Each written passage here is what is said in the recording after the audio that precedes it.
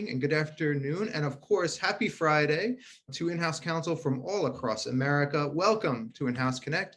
My name is Shai Mahani, and I'm the CEO and co-founder of In-House Connect, and I'm thrilled to have you here with us today. Thank you for spending your breakfast time or your lunch time with us. And special thanks, of course, to today's sponsor, Diamond McCarthy, and our wonderful presenters, Carrie Levitt and David Burt, for putting on this fantastic presentation on affirmative recovery program fundamentals for in-house counsel. I know we are all excited to learn how legal can be turned into a profit center.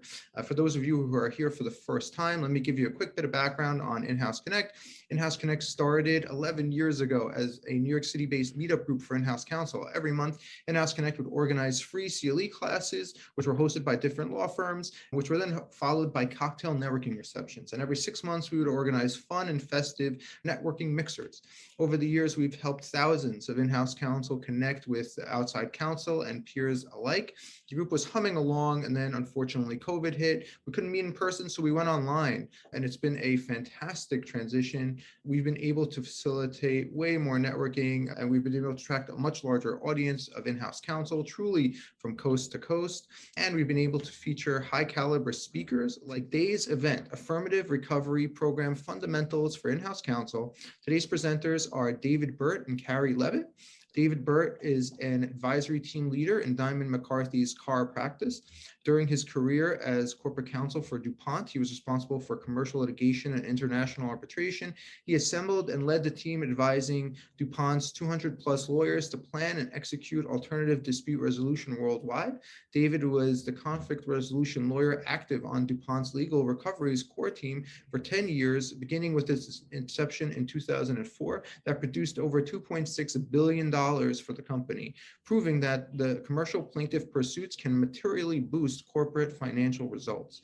The next presenter is Carrie Levitt. Carrie is an advisory team leader in Diamond McCarthy's CAAR practice with a particular concentration on intellectual property. Carrie has had roles as general counsel, chief IP counsel, chief compliance officer, and chief operating officer. His experience spans multinational corporations, including DuPont and Dow Corning Corporation, as well as startups and law firms. Carrie's years of corporate experience ranges from the development and implementation of IP strategies and IP monetization programs to forming strategic corporate alliances both in the US and globally. We are so fortunate to have David and Carrie on with us today to help teach us how we can turn our legal departments into a profit center. And with that, I'll turn things over to David to get us started. Thank you, Shai. I'm so glad that we found IHC. This is a really powerful forum for sharing ideas. And so Carrie and I actually are very excited to be here. We're here to talk about two things today, affirmative recoveries in general, and also the use of outside counsel in particular. As it happens, Carrie and I worked at DuPont together, and actually we were in law school together. Now, as a home for our advisory services, Diamond McCarthy's strength as a national trial boutique with an emphasis on commercial claimant work is a great fit for us. So for a moment, if you would, think of all the third parties that owe performance to your company.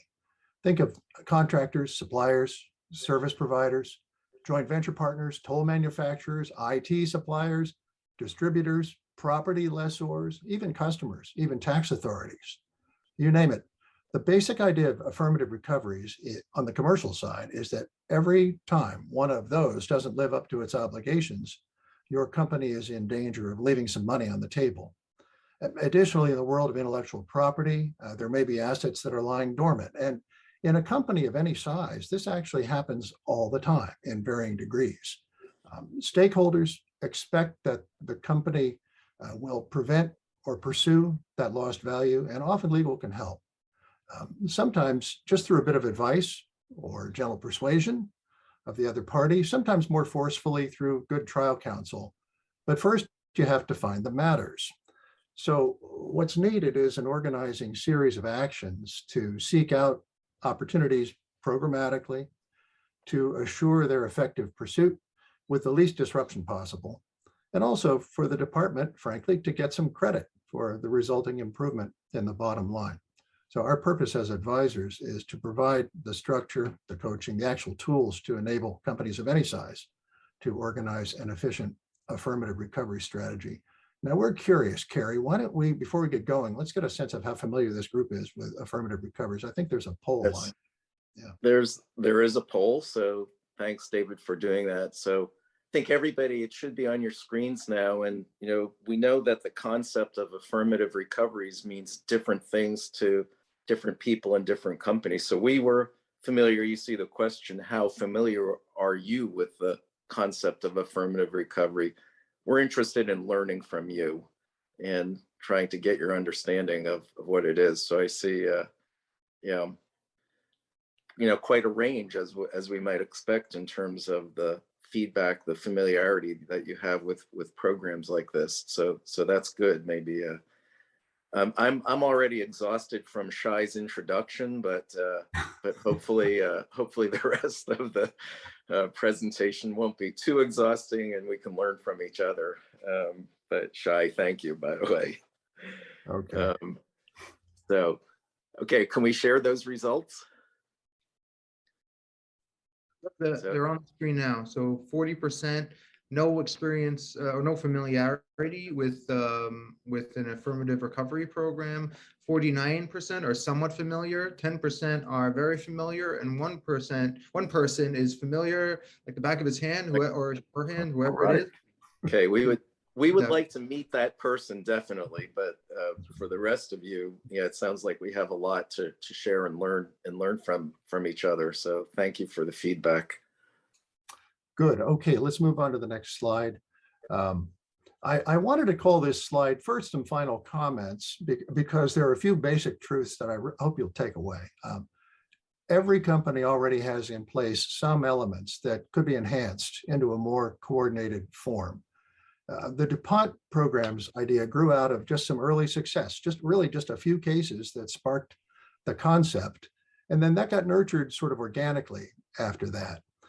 And so I'd like you to know that for not much effort and for very little financial cost, there actually is a clear opportunity for the legal department to create measurable value.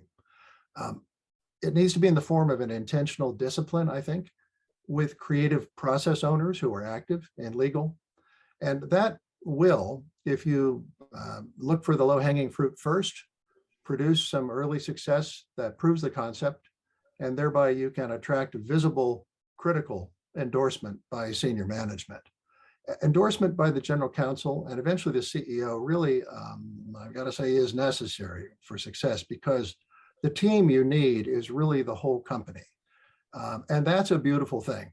Any employee, from the receiving dock to the loading dock, let's say, I'm from manufacturing, I have to think in those terms, can point up an instance of a trading partner that's underperforming and get recognized for that. So let's move on to the next slide. Yeah.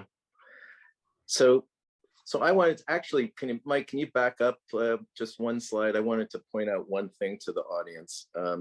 You see on this slide, there's a reference to something called the CAAR program, CAAR, the Corporate Asset Affirmative Recoveries. And this is Diamond McCarthy's acronym. This is the way that we, David and I, and Diamond McCarthy team refer to an affirmative recoveries or a corporate recoveries program. You'll see that acronym throughout the presentation.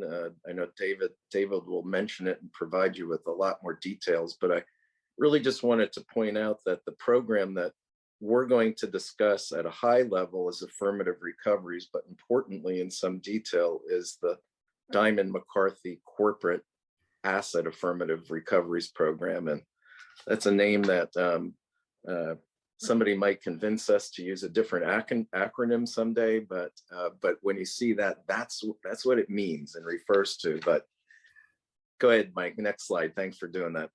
So importantly, as in-house counsel, we have this opportunity to be value creators. Law departments can lead. We visualize a new paradigm as part of the evolution of in-house counsel. Dave, Mike, go ahead, next slide. I think a lot of you remember, and David and I certainly remember, when we first started practicing law, legal departments were focused on risk mitigation. That was the primary responsibility. Legal was referred to as the Department of No.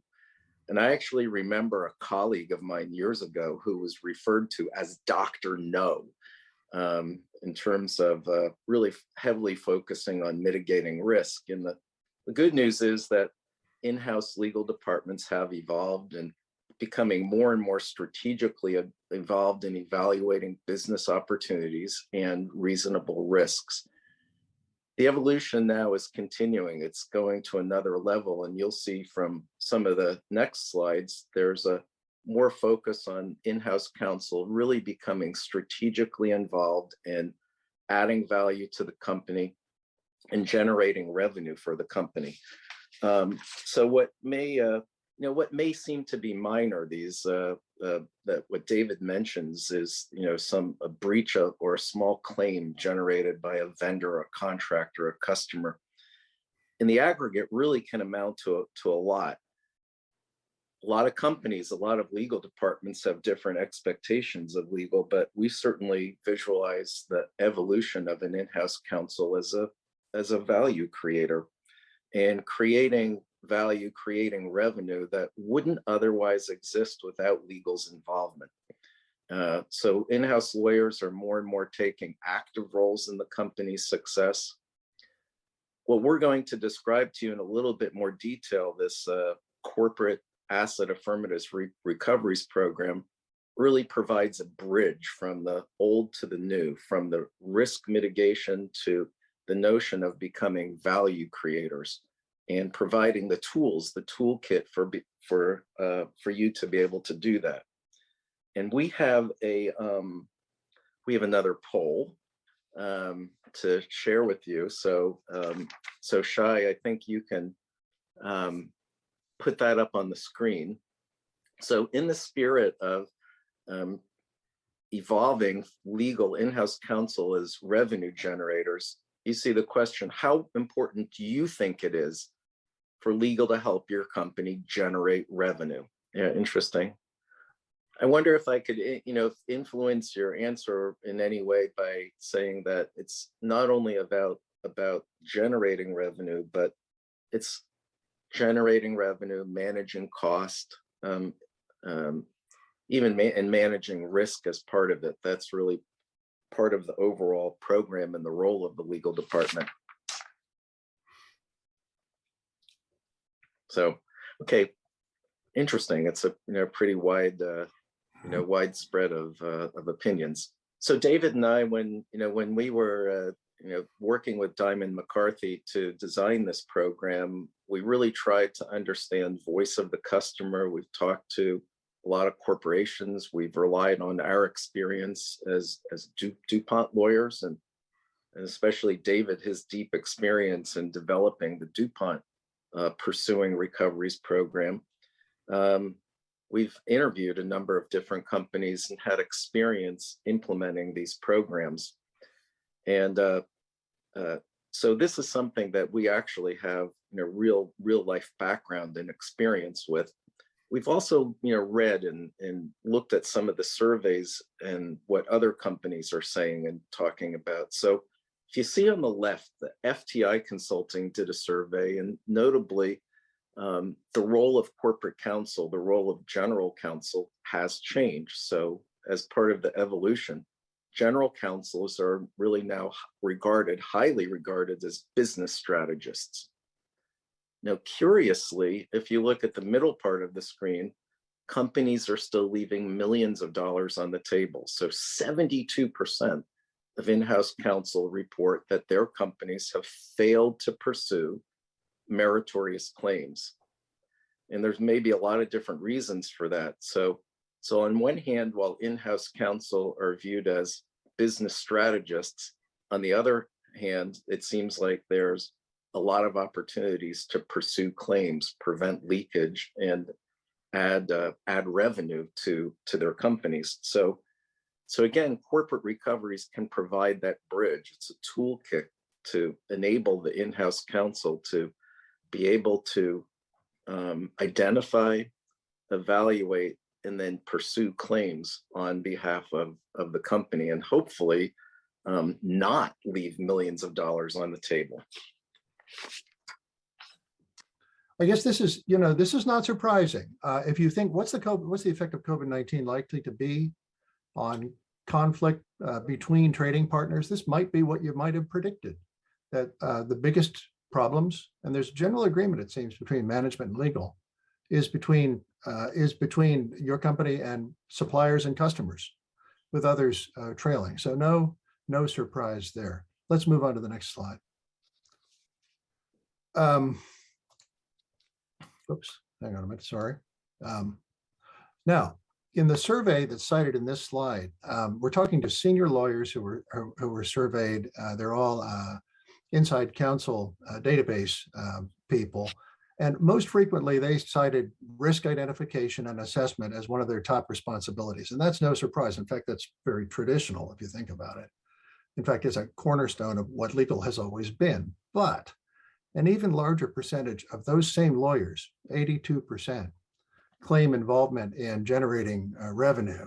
And nearly all of those lawyers have a seat on the board of directors. So I don't think it's too much of a stretch to say that this probably reflects a growing understanding and indeed an expectation, I think, by management that inside lawyers should be creative and proactive in trying to bring in value or prevent its loss. It seems like there's a convergence of ideas going on, which increasingly missed revenues are identified as an actual corporate risk to be managed, and the board of directors expects that legal management's going to do something about it. So we see this as an opportunity for a disciplined affirmative recoveries initiative. Next slide, please. Okay, next slide after that, please. Okay, so throwing this in here, we call this the elevator pitch. So everybody commit this to memory, please, because this is how to sell this concept in your elevator to your colleagues. It's a business method by which corporate legal departments can enable their company to stop leaking funds that should be revenue while respecting business relationships. And let me dwell for a moment on that last thing. The whole idea here is to improve legal's alignment with business objectives. Legal isn't looking for a license to go rapaciously litigating like a bunch of gladiators just for the thrill of conquest. And this is going to be the primary anxiety that your business contacts may express to you. So it's necessary to always reassure your vice presidents and your business directors that our first goal is to preserve or enhance their business options. That's what this is all about. First point of reassurance, early case assessment, often by outside counsel who might do it for not much cost because frankly, they'd like to get the business. If this turns into something that needs legal assistance, they'd like to have a shot at it. Programmatic early case assessment is understood by business people because they are professional risk managers. That's what they do for a living. So formalized early case assessment is the first way that we have to speak their language in an individual matter. And there will be viable claims that are not pursued because of the risk of messing up a valuable commercial relationship. Second point of reassurance is that we always seek the least disruptive method of resolving matters, always using the lightest touch that we can. So what is a CAAR program? It needs to be intentional, persistent, and it progresses through stages. We've deconstructed and organized some of the elements of successful CAAR programs into sort of a playbook. And it's this fairly simple progression of events, which we'll describe now. Let's move on to the next slide. Okay, so it's kind of a clunky name, isn't it? Affirmative recoveries, but that's what everybody seems to call it. And it does really say it, if you think about it. Affirmative denotes proactivity. Affirmative also emphasizes that the legal department is dedicated to affirming the delivery of the value that third parties already owe to the company, which would otherwise drift away maybe. There are as many types of opportunities as there are third-party obligations to the company, but the biggest value seems to cluster around commercial contracts and intellectual property. Now at DuPont in particular, we welcomed alternative fee agreements and in contingency fees because they tended to structure the risk and opportunities in a fair way, balancing between outside counsel and the company. Shared risk tends to align the inside and outside interests. And it also, by the way, minimizes dollars flowing through the legal budget, which is popular. The value comes out of the recovery in most cases. So, and actually the firm we're working with is quite expert in this area. In the interest of time, let's move on. So yeah, thanks, David.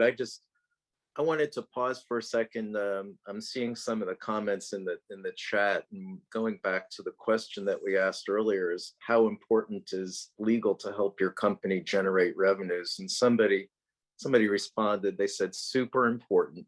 We have to earn our keep. And I thought that was a terrific comment in a way of thinking about this.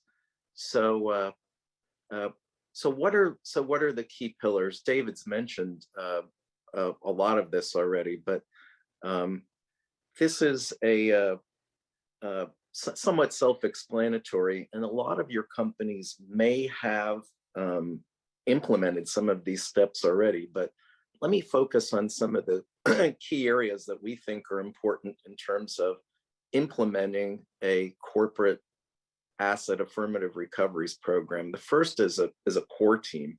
It's multidisciplinary. As David mentioned, the entire company can be involved in this, but importantly, legal tends to take the lead. And once you get this up and running, I think many of you will find that a paralegal will be an important member of the extended team, but it also involves representatives from finance and the business units. But having a recoveries core team to help oversee and manage the program seems to be an important aspect. Early case assessment, standardizing the evaluation of claims in terms of identifying, evaluating, and then deciding how to most efficiently pursue claims within the company is important.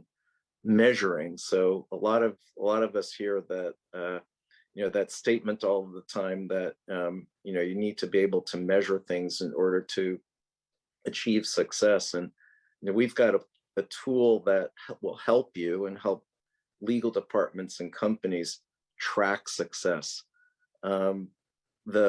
The finance department will often be involved in auditing. So we're not just writing down numbers or capturing revenue that isn't real. These are legally assisted revenues that are created by the legal department that are measured and tracked by the organization.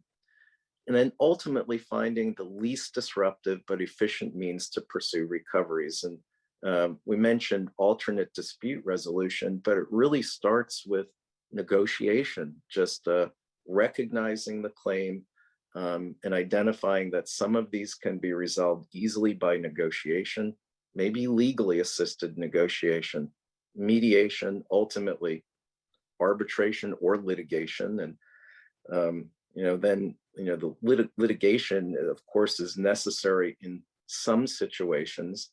And even financially supported litigation. We've got litigation finance. That's a tool that can be used in the arsenal of tools that we have right now.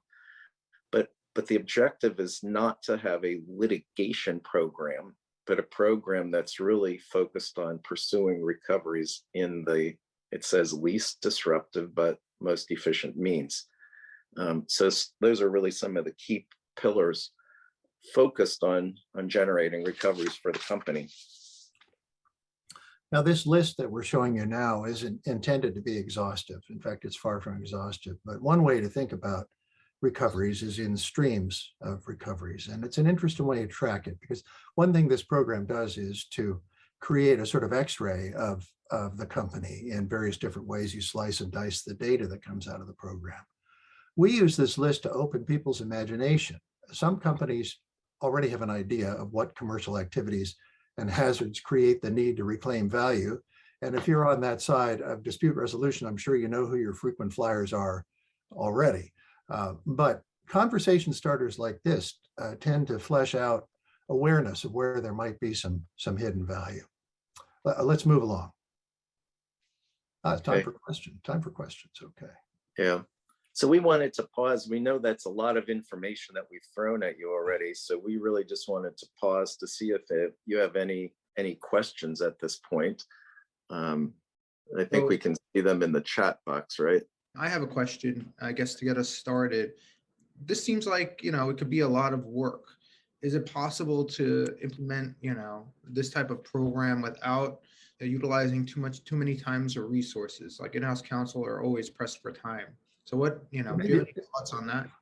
Yeah, maybe a little bit hard to absorb this, but every time I talk with my former boss and hero, Tom Sager, about this, he says, look, why wouldn't everybody do this? It's such a light lift because it gets started organically.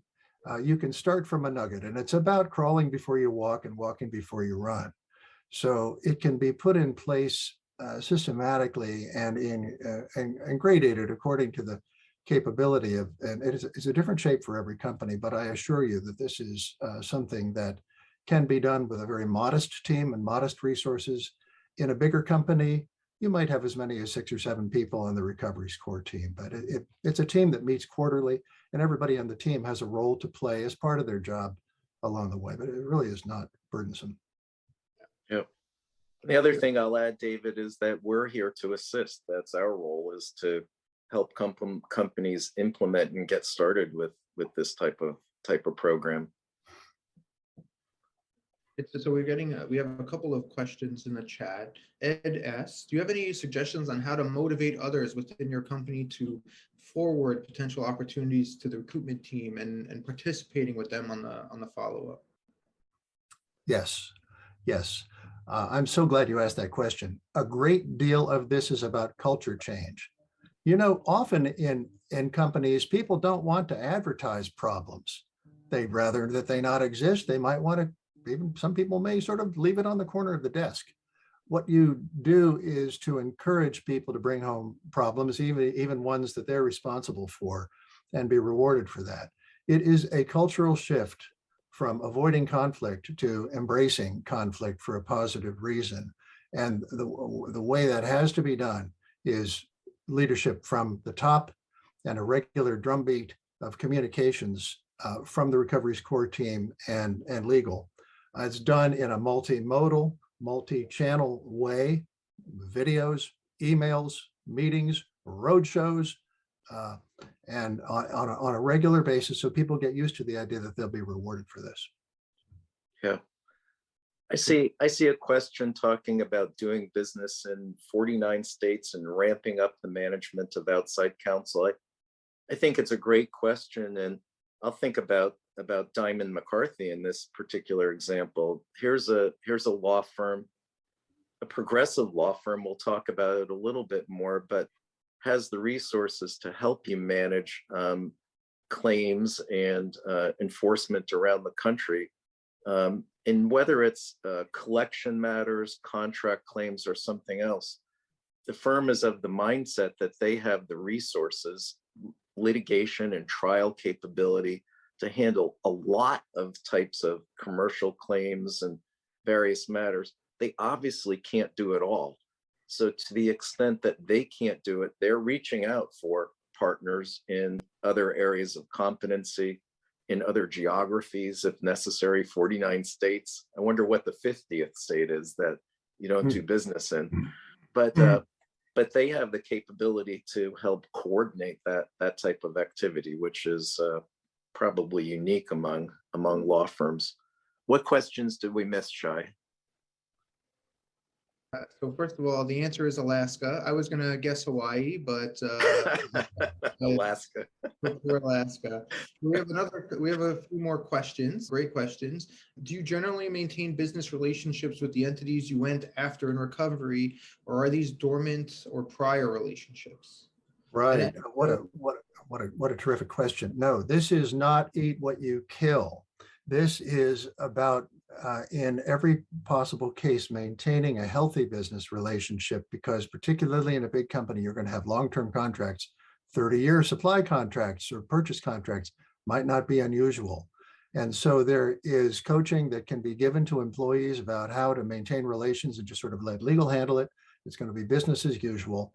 ways to coach people on internal communications so that they don't sort of break into jail on this, and ways to reassure the other side and reach out and seek compromise while maintaining public confidentiality. If you think about a situation where maybe the company you're dealing with only has 2 suppliers of a critical component and you're one of them, if this gets out of the marketplace, that really could be a disaster for them. So it's in your interest and their interest that it be handled confidentiality. So it's teaching sensitivity in those things. Yeah. I think let's pick the rest of the questions after. Okay.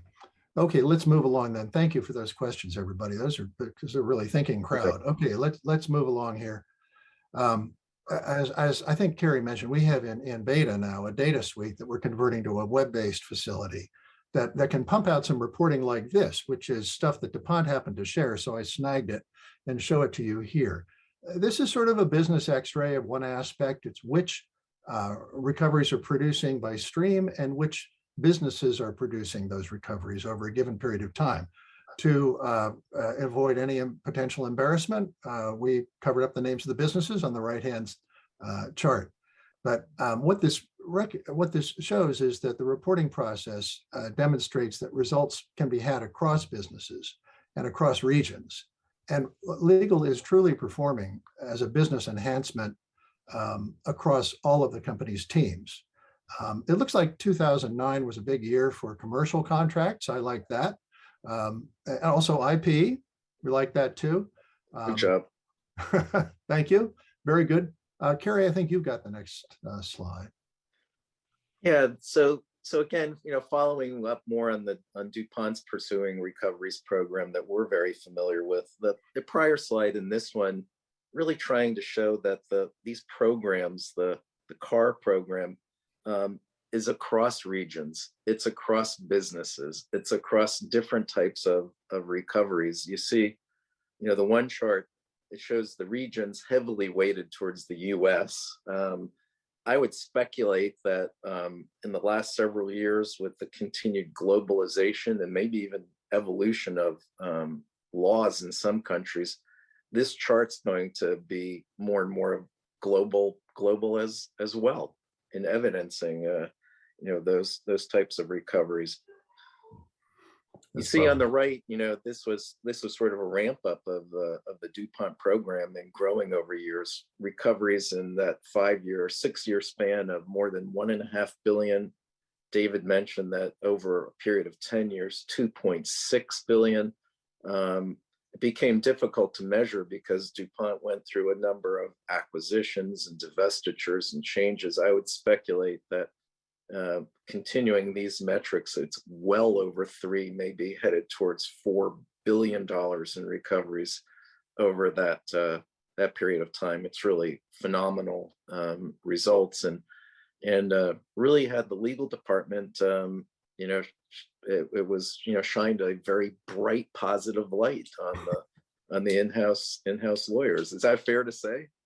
Yeah, I think that. Well, look, there's a certain element of enlightened self-interest in this for the legal department. Let's put it that way.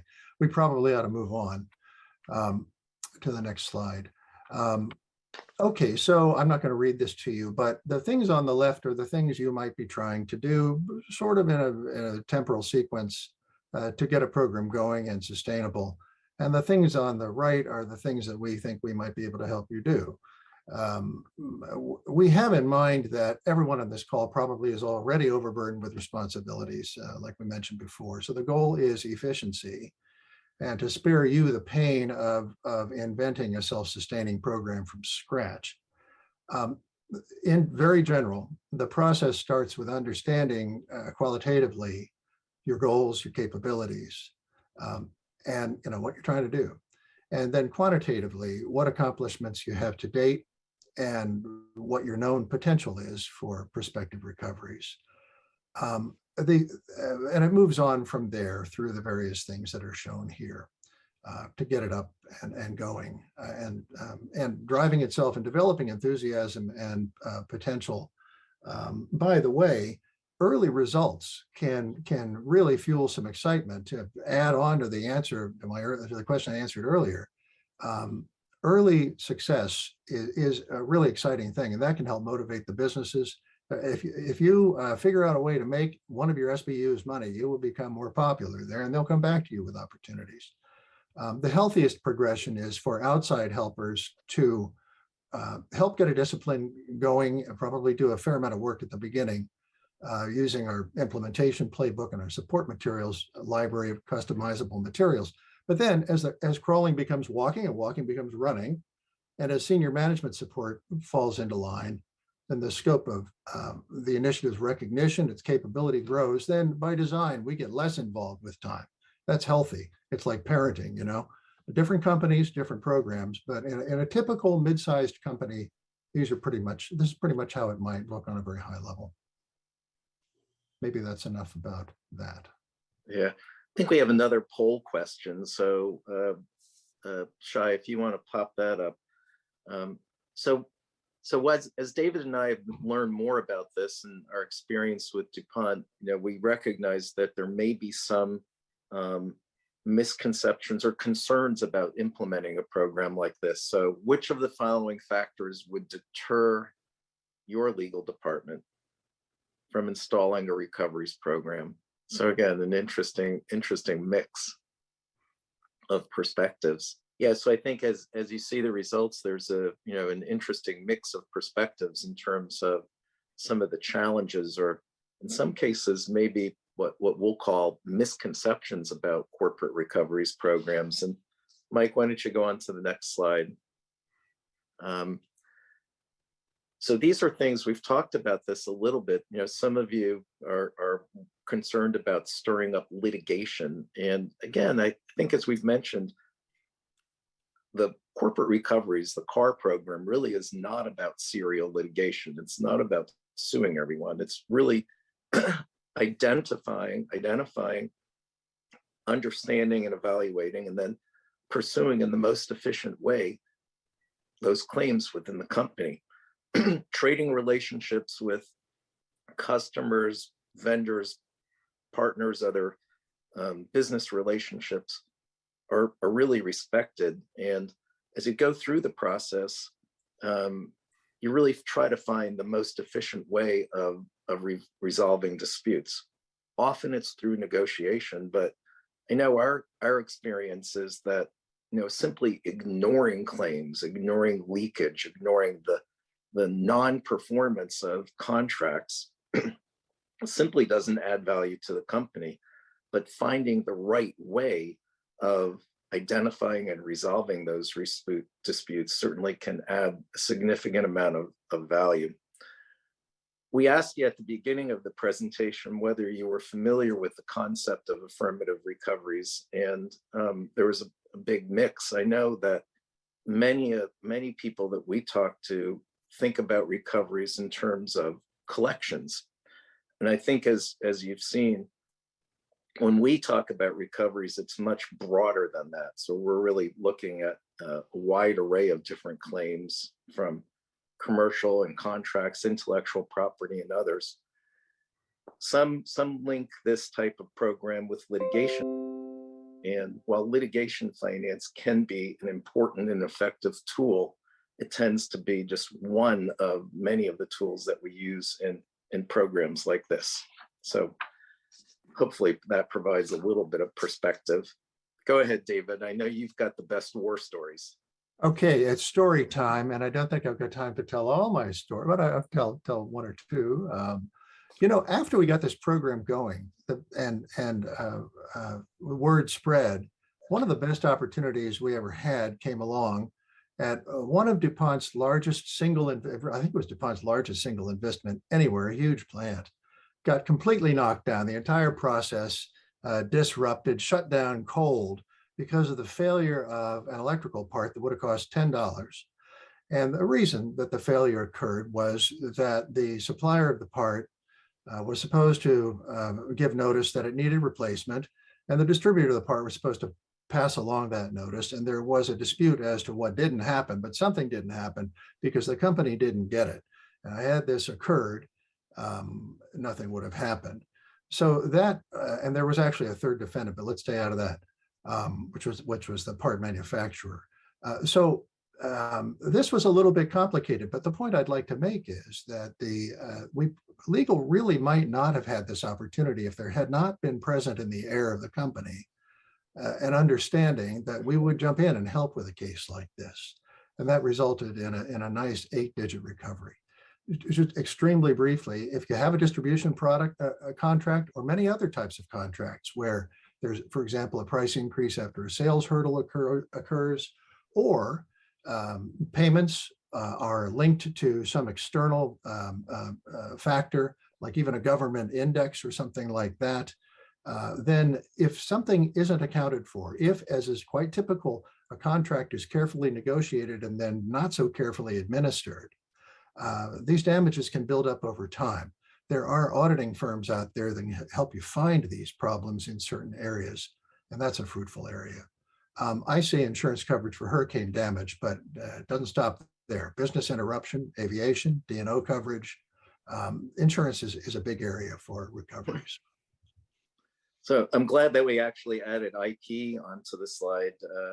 IP can be a little bit more complicated than some of these other areas, but the good news is that within many of your companies, intellectual property is the most valuable asset that you have. And I actually had the experience of implementing an IP monetization program that actually became its own business unit in terms of adding value and recoveries, money to the company.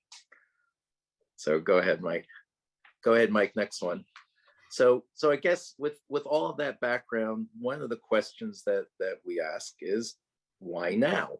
And the role of Diamond McCarthy is an important piece of this, but why now? We're going to ask you the same question. Is now the right time to implement a corporate recoveries program? The pandemic certainly has highlighted. Why don't you hold off on the poll? No, go ahead. Let him answer it. Okay, fair enough. Is now the right time? You can't take the heat, huh? Okay. Is now the right time to install or scale an affirmative recoveries program? Sorry, Carrie, I had to know. I wanted to know what the people thought. I know, me too. Now we're going to tell you what we think. So, well, thank you for the feedback. That's terrific. Yeah. We'll leave it open for, there we go. That's good. There you go. 72% say yes. So thank you for all of that. So why now? So the pandemic certainly has highlighted some of these issues with economic and market uncertainty that's been created. And at the same time, we see the continuing evolution of legal departments, the imperative to manage and save cash, ultimately generate value, generate revenue for the company. This trend will increase. It's just going to continue in that direction. And what we've described to you, we think, is the program CAAR can be deployed quickly and provide that bridge to be able to help you generate revenue. Now, I know we're short on time, but I want to talk for a minute about Diamond McCarthy and their role. So why does Diamond McCarthy do it? So this is a national litigation firm with world-class trial lawyers, but they've also recognized the transition that corporate law departments are going through, the evolution, and they too are doing the same thing. So as outside counsel, they're trying to really meet the needs of inside counsel. It's a progressive approach. So just as in-house counsel roles have progressed from the Department of No to the Department of Creating Revenue, the same thing's happening at Diamond McCarthy, and collaborating with us as advisors, but also offering themselves to be able to support companies in identifying, evaluating through early case assessment, and then ultimately pursuing litigation if absolutely needed, but working with you to find the most efficient ways to pursue these claims. So we're learning. Diamond McCarthy as outside counsel is learning, but certainly we have the progressive mindset to be able to do it. So we're glad to see your feedback on that also, that you positively think that it's a good time to do this. We agree. It's a confidence builder, and it's nice to be among friends and fellow inside counsel. It feels good to be back in the world. Yeah, and as Kerry said, you've got to have good trial counsel to back it up. But I am an ADR geek. I spent 5 years consulting with the CPR Institute in New York, and negotiation, mediation, and the whole step process is very important. Now, on the right, what would life be like without charts like this? The idea here is that as Corporate Asset Affirmative Recovery Program marches through time, naturally it pulls legal more into alignment with business goals. It gives everybody in the company a cultural license to protect value. So we encourage recognition for anybody who comes forward to identify a potential claim. And a very important piece, which I think of as sort of radical ADR, is that when you require first grade performance from trading partners, I believe that future problems are avoided. This is a good selling point as a risk management piece to the business. It prevents future problems by showing the world that your company will stand on the obligations that are owed to it. And that word gets around. So you don't get repetitive problems. Okay, let us move on to one more slide before questions. And just to thoroughly prove our corporate pedigrees, here's an ultra corporate representation of what we're all about. Right. On the left, you've got the corporation it's moving from risk aversion to embracing conflict to promote constructive conflict resolution and to prevent future commercial risk. On the right side are the main operative methods to bring in value. And the hub in the middle is a group that might be 2 people, might be 8 people, but they get together maybe quarterly and communicate in the interim, monitor progress, make recommendations, keep tab, set goals, and report results. This, by the way, as somebody, I guess Kerry mentioned, is a great career development opportunity for a really capable paralegal who you'd like to promote. I think that's it for content. The timing's about right. I'd like to thank everybody for being here. We would love to hear from anybody afterward. Feel free to get in touch. No obligation, even just to bat ideas around, because we are community members and we're glad to be connected to you. Yeah. I'd like to thank everyone also. And the other thing I'll say is let's talk. We know this program isn't for everyone, but if you're interested in this concept, we'd love to learn more from you and how you think it might work within your companies. And I think, David, I know there's a bunch of questions or comments in the chat. Do we have a few minutes to? Can you talk about litigation finance? Where does litigation finance fit into this world? The answer is yes, sure. Litigation finance is an important and growing tool for companies, providing opportunities maybe to pursue some claims where they otherwise would not be able to. But from our perspective, it's really just one of a number of tools that we have. I think again, as we shared, our perspective is to try to find the most efficient, least disruptive method of resolving claims, whether it's from one spectrum negotiation right up through possibly litigation and maybe even involving litigation finance. We know Diamond McCarthy has the appetite for alternate fee arrangements, contingent fee. They work with a litigation finance group, and there are others. I know there are some on the call here. But yeah, it's an important tool that might be useful in implementing a program like this. Does that help? Did I answer the question? Yeah, you answered the question, I think, well. If there's any follow-up, you can put it in the chat and we'll see. If you can discuss what kind of low-hanging fruit is there out there for IP claims. And I also want to give a shout out to Richard Nohe. I think I actually met him a couple of years ago in New York at a dinner, and he had a great comment. He says, pushing for IP licensing when there has been infringement can actually lead to making the business relationship more positive, and there is never a bad time for it. So you can just talk about IP and what kind of claims arise out of IP that are low hanging and that perhaps, other legal departments can leverage? Sure.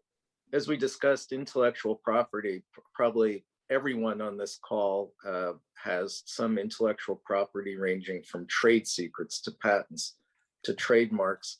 And I am confident that there are assets there that aren't extracting value perhaps the way they should. Intellectual property can be a little bit more complicated to understand and then find the right ways of extracting value. But nonetheless, I'm confident there's low-hanging fruit that can be either licensed. Often these discussions end up in licensing technology, not necessarily litigation, but it could be licensed. It could be held for cross-licensing opportunities, sale of a patent, for example, or ultimately enforcement. But we see too many companies that have large portfolios of intellectual property that tend to be dormant. And with a little bit of homework and a little bit of evaluation, they can find opportunities to extract value from that. I know I started with, we call it low-hanging fruit, but a couple of successful licensing programs that really stimulated the company. In some ways, I felt like an evangelist in the company and talking to them about the value of intellectual property, but it stimulated implementing a really comprehensive recoveries program focused not only on commercial recoveries, but on intellectual property as well. And we had a question in, what do you think of increasing deductibles / self-insurance as areas to target for recovery efforts? Wow. If you're managing a large tower of insurance, you may not be able to pick and choose too much about your floor, but there may be different lines of insurance that could have a different self-insured retention, if I'm getting the gist of this question. There was always the problem, we had a very high self-insured retention. So the threshold of what was worthwhile to recover was also raised by that problem. I don't know how you would tell. Yes, Shai, go ahead. Oh, Carrie, was that you? No, I think it's a great question, but my reaction is that it's part of the process. So as we go through the Corporate Asset Affirmative Recoveries Program and evaluate opportunities, that's one of the many opportunities that we have that we would identify, evaluate, and ultimately find the right structure in place. And the more that legal becomes involved and integrated in the business, and the more they're respected for finding those recovery opportunities, you'll be able to help the company navigate through those questions and significantly reduce the insurance cost. You see, this is why Carrie was a general counsel and I wasn't. Actually, the self-insured retention is a key aspect of risk management inside. Speaking of risks, I got a private messaging question that I think is very good, which is, aren't you going to alienate a bunch of vendors if you sue them? And are you going to have trouble trying to negotiate with them later if you go through a claim in whatever form, particularly if it leads to a lawsuit? I have to say that our experience didn't seem to indicate that, but we did make people in the sourcing group nervous, and it was something that we had to talk about with great frequency. Sourcing is likely to be a very key customer of this program.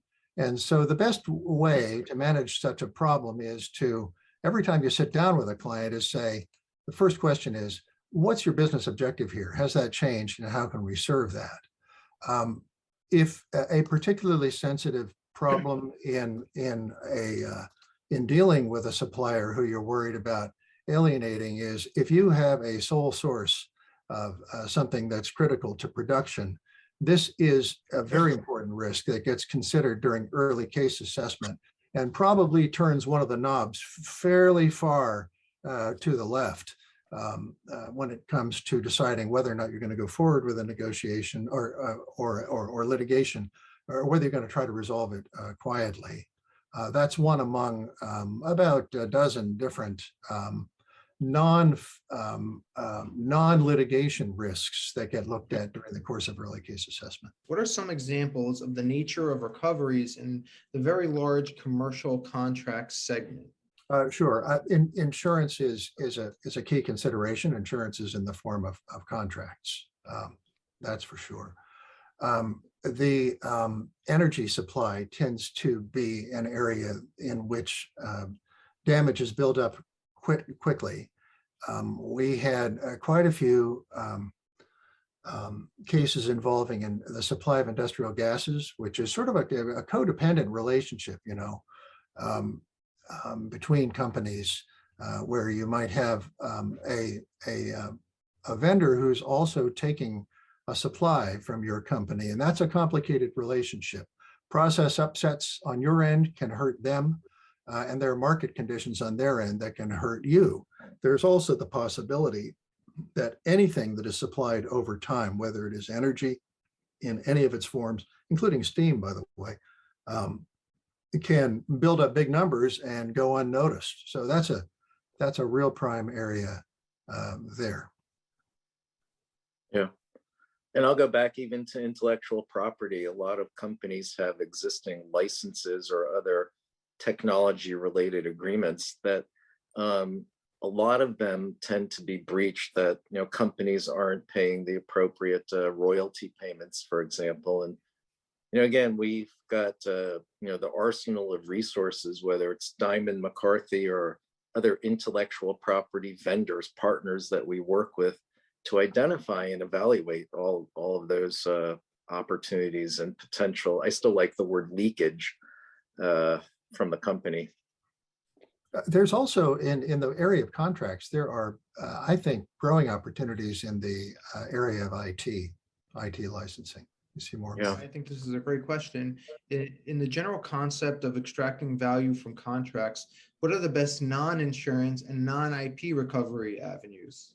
The best, I don't mean to be smart, but it really depends on the nature of your company and its contracts. So, I may be a little bit biased toward manufacturing, but low-hanging fruit can be found in a number of places. And I'm trying to pull up my best resource on this.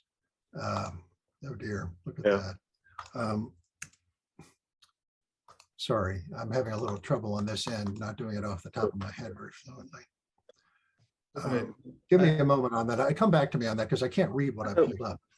So Shai, it's a good question. I know Diamond McCarthy has had experience helping companies pursue class action claims, and while they don't monitor the class actions or the multitude of claims out there.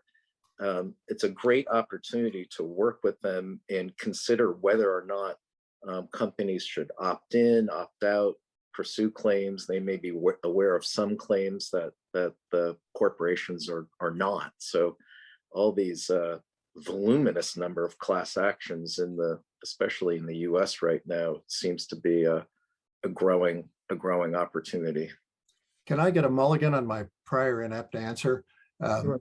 The places we would recommend first looking is in a variety of commercial sales agreement, but within those, quantity clauses tend to produce a lot of claims. In sourcing agreements, same thing, and also pricing clauses. And don't overlook in your contracts that there can be audit rights built in.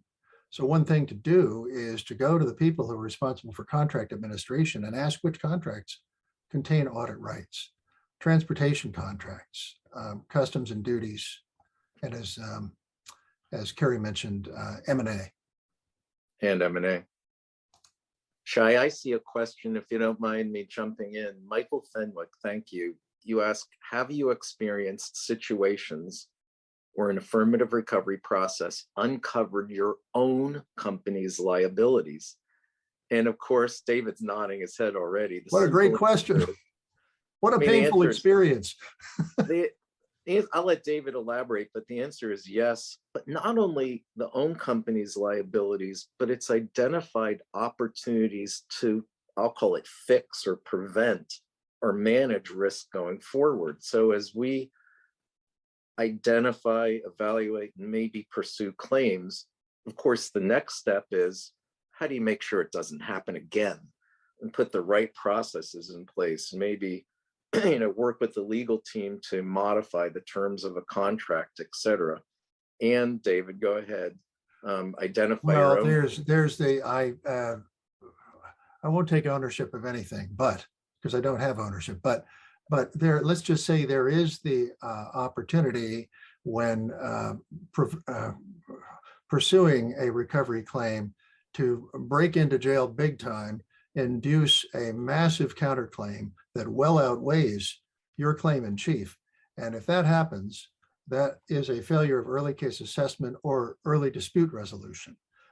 That risk should be identified before the idea of pursuing recovery gets let out at all. And it really shouldn't occur. That's not to say that you can't, I mean, one thing that can happen is if you take a case to arbitration, I think anybody who's taken any big commercial cases to arbitration has had a few malfunctions, probably less than the court system produces. But the problem with arbitration, of course, that everybody worries about is that there's no right of appeal, except in very extreme circumstances, and that vacatur never works anyway. So I still am a proponent of arbitration, but if you've got an active counterclaim and you think it may have some legs, something less than 50% probability might be enough to cause you to take a different route. Richard, again, coming in with some great commentary. In the services area, SLA credits are low-hanging fruit. I totally agree with that. That's right. Yeah. And COLA ratchets and currency terms as well. Separate but related, I think I found the one person who is familiar with CAAR program like the back of his hand. Call him out, but you could probably guess. Does Diamond McCarthy help businesses identify class actions where it may have been, perhaps that they've missed? Oh, like an opt-out situation. Yes, indeed. And there's a whole science of that wasn't my practice area. So frankly, I'm not fluent in it. But the answer to your question is yes. To what extent is pre-litigation mediation useful in the CAAR process? Oh, mediation. Let me tell you, is in only 5% of cases that are filed in federal court go to trial. And I would wager that beyond the plurality, the majority of commercial cases that are resolved prior to trial are resolved through mediation. This is an area where in-house counsel can really shine. You can be a very active participant in the mediation process, and I'd encourage it. It's a great cost saver. It's also a way to keep your woes to yourself and not go public with them and not embarrass the counterparty. Yeah. So as we have, I know it's a last call for questions, but if there's, before any final questions, I'm going to, again, thank everybody for joining and for all of your questions, which were terrific. We'd love to talk to you, learn more from you.